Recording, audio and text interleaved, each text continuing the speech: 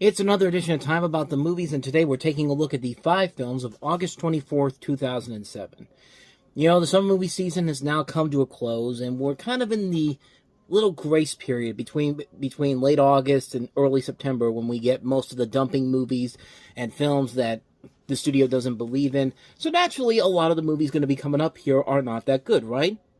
Well, not so fast, because this weekend we do have a couple of movies that are entertaining in their own unique way, and actually the first 2 movies that we have here. So why don't we just go ahead and just jump on into it. Let's start off with the first movie we have here, the biggest new release of the weekend, and that is the sequel to Bean, Mr. Bean's Holiday.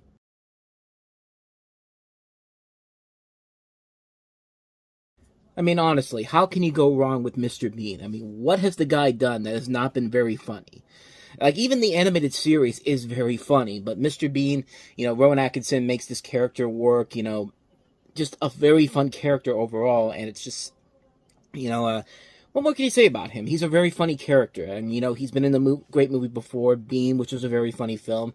This is actually a standalone sequel to Bean. None of the characters from the first movie are in this one here, and this one is more right at home in the UK, because the original film was, he comes to America and all that, but in this movie, you have him, Mr. Bean, winning a trip to Cannes, France, but on his way there, he is mistaken as a kidnapper and meets an award-winning filmmaker after he travels with both a Russian filmmaker's son and an aspiring actress in tow. And the funny thing is that the original Bean was PG-13, and this is one of the rare times I've seen it where we've had a sequel that's not PG rated. It's not a lower rating. It's 2 times the lower rating. This was a G-rated sequel when it came out.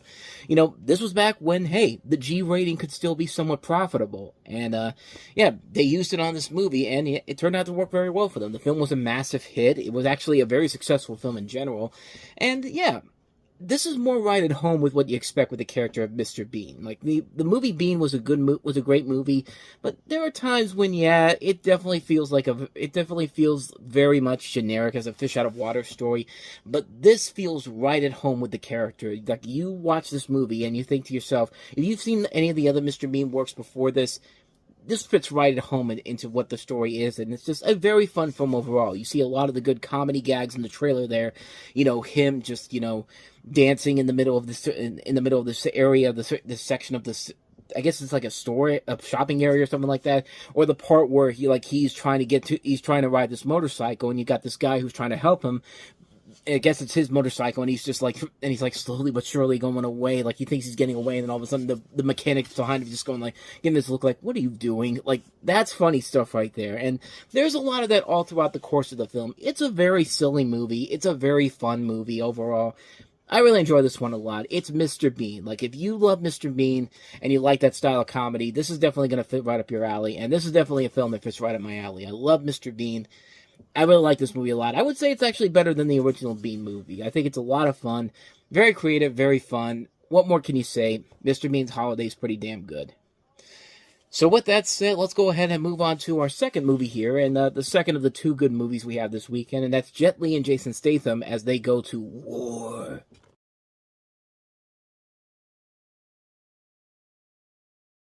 Maybe the most generic title for an action movie ever, but every time I see that word war, I just think of that King of the Hill joke where, Bill, there's an episode where Bill is friends with these muscle-bound guys, and they build because Bill just built a gym in his house, and they basically take over his house in general, and he's in pain, and they're in his living room, and they're playing this card game, and they're playing war, and they're talking about how is like how all these presidents have no mask to them, and one of them, played by Randy Macho Man Savage, is just like, well, that's why they won't let Arnold be president. It ain't right. And then the next thing you know, they find the matching cards, and they're just like, war. Like, I always think of that whenever I think of just the word war. But war in this case is a film where you have Jason Statham playing an FBI agent determined to take down a mysterious assassin known as Rogue, who's played by Jet Li after his partner is murdered. And what the hell was that? After his partner is murdered, is what I'm trying to say here. And, yeah, it's a very generic action film, but it's a good, fun, generic action movie. You could tell this was made after the success of Crank, and coming out around the same time Crank did, but Crank is a much more enjoyable movie. But this film actually is pretty good, too. It's fun seeing Jet Li and Jason Statham combating each other. It's the first time they've been in a movie together since The One, which is a silly, fun movie that came out about 6 years ago from this time period. But it's a really good, fun action film. It's a film that knows it's not going to do anything great story wise. We've seen this story done so many times before. But the action sequences are top notch. The action sequences are a ton of fun. The choreography is very well done. This is done by Corey Yen, who's done a lot of work with Jet Li films, and it's a really good movie. It's a really fun movie. It's not a great film overall. It's definitely not a film I would say I'd highly recommend it. But it's a film that is very over the top and fun. It knows what it's trying to sell to people. And it is a very engaging, very entertaining film. Just really good fun time overall. And especially around this time of the year when you're getting a lot of these lackluster these movies that are being dumped by the studios. Here's one that actually does kind of work as a fun, little guilty pleasure film. I really enjoyed this one. I thought it was a good time. War's pretty good. In this case, it's good, you know. But with that said, let's go ahead and move on to our next movie. And now we're getting into the films that the studio probably had high hopes for, and the end result was not so good. Let's talk about The Nanny Diaries.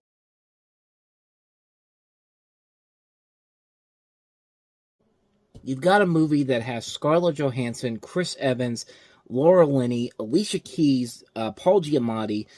You'd think there'd be something more to this movie, but yeah, this is definitely one of those movies that had high aspirations in the production stage, but after that, not so much. This is based off a book of the same name by Emma McLaughlin and Nicola Krauss. I think I'm pronouncing that name right, but you have Scarlett Johansson as a college graduate who goes to work as a nanny for a wealthy family in New York City. Ensconced in their home, she has to juggle their dysfunction, a new romance, and the child in her charge. And it's a pretty bland, generic movie that really does not use these actors to good use whatsoever. They're just playing stock characters. You know, a movie like Uptown Girls that came out 4 years prior, I think did this story much better overall. And that had Brittany Murphy and Dakota Fanning working off each other very well.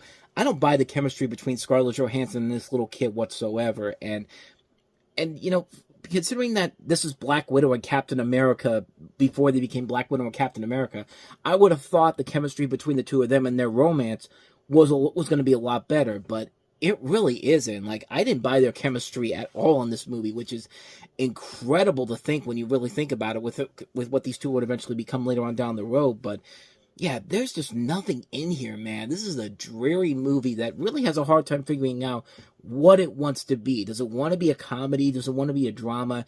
It can't balance the two things together and make a film that actually works in the end. And it's just going on the star power, thinking that if they use the star power, that's what's going to help them make the money back. And I mean, I guess it kind of worked because it did double its budget back. It made like $47 million off of a $20 million budget, so there was at least that. But really, there could have been so much more. A much better movie is clearly in here, but it's just not showing up on screen. It's a film that I think you needed some better directors to come in here, some better writers to adapt the story and make it much more interesting and much more fun.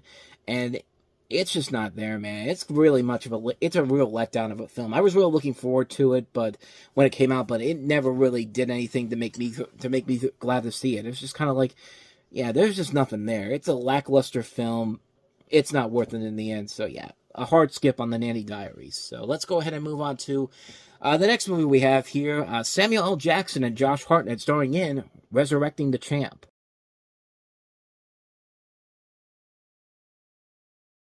Yeah, let me just say that The Soloist was a much better movie, but that was a much better movie than this was. It was pretty much the same story with Robert Downey Jr. in the Josh Hartnett role and Jamie Foxx in the Samuel L. Jackson role. And he wasn't a boxer in that movie; he was a musician. Pioneer, an aspiring musician. But in this movie, you have a fictionalized former athlete played by Samuel L. Jackson living on the streets of Denver who attempts to impersonate the life and career of a former professional heavyweight boxer. And Josh Hartnett is the news reporter who wants to tell his story. You also see Alan Alda in there, David Paymer, and Terry Hatcher. And yeah, this is a really boring movie, man.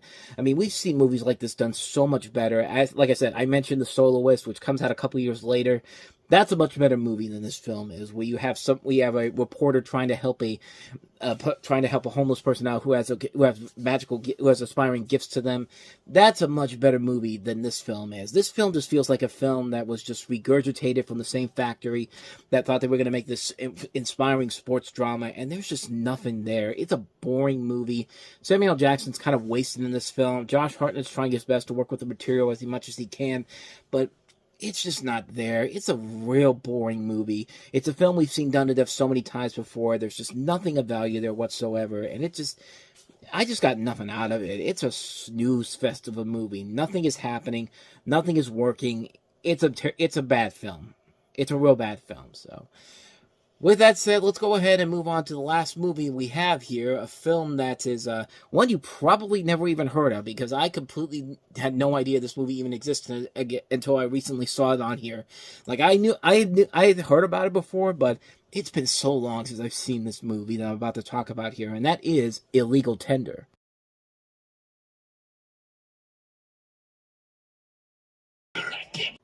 Which sounds like the name of a really bad erotic thriller, and there's no thrills in this movie, nor anything erotic, unless you like male nudity, which is in this film, but no, after the gangsters who killed his father come to settle a score, a teenage boy and his mother turn the tables on the killers. One Latino family's quest for honor and revenge as the hunted become the hunters. Wilson de Leon Jr. is an exceptional college student with an adoring girlfriend, doting mother, and a future full of promise. He has never wanted for anything, and he has never been forced to stand his ground, but when ghosts from his mother's past come back to haunt his present, he must defend his family, and quickly turn into the strong man his father prayed he become.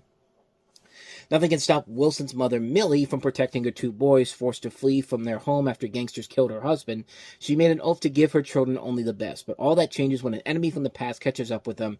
It's finally time to take action, and now they're done running. Weapons at the ready, Wilson Jr. and Millie prepare for a final showdown with the murderers who robbed him of a father and her husband. Now, in a battle fueled by family ties and blood feuds, it's becoming very clear what happens when anyone tries to come between this son and his mother.